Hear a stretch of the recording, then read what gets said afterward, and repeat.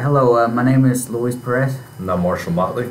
The purpose of this video is going to be to help you understand the relationship between resisting moment and overturning moment, which plays a major factor when you're designing a crane, because it pretty much dictates how you're going to design the crane to the safest possible manner.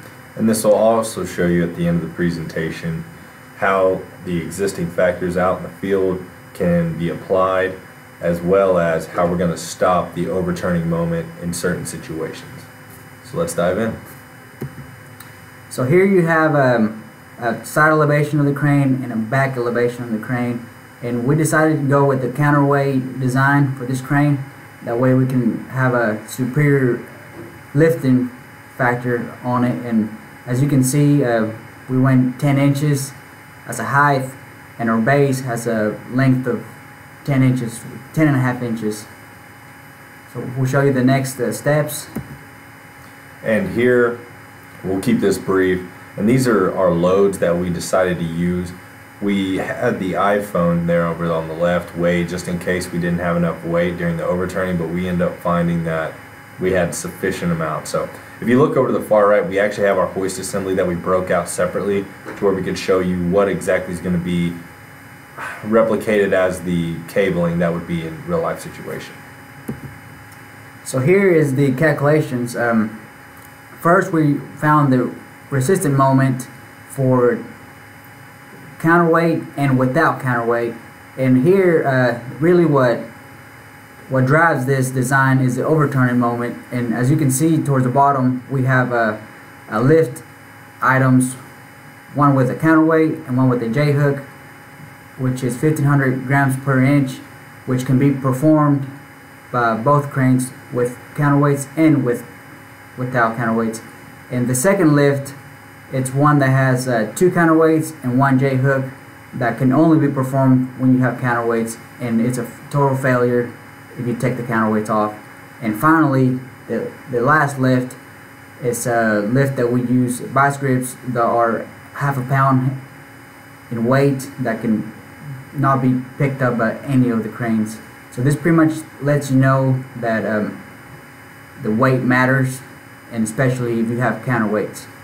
And this will let you know the complete load capacity at the very end. So as we see here, we've got reinforcing that we had applied to our crane.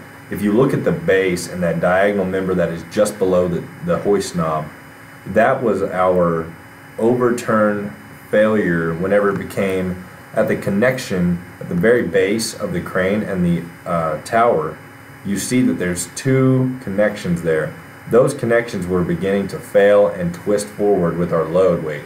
So after we had applied our backward slanted bracing, we also went directly up our tower to the connection where the crane extends forward and backwards towards our counterweight. At that moment, whenever we applied such excessive load capacities, we needed to beef up that connection because they also attempted to fail under those connections.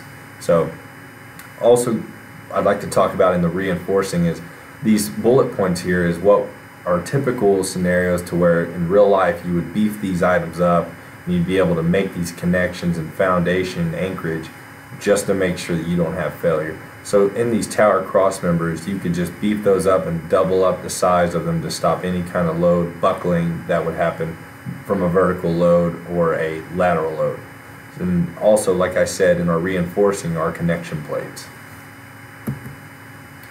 So this first video, like we mentioned before, it's going to be a lift without counterweights, and it's going to be a J-hook and a counterweight plate.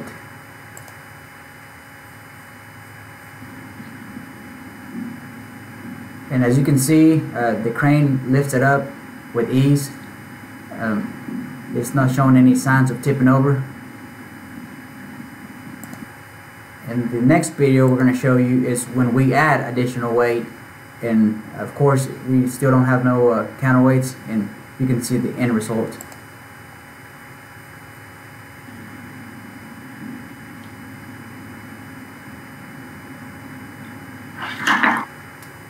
As you can see, the overturning moment was greater than the resistant moment and caused it to fail.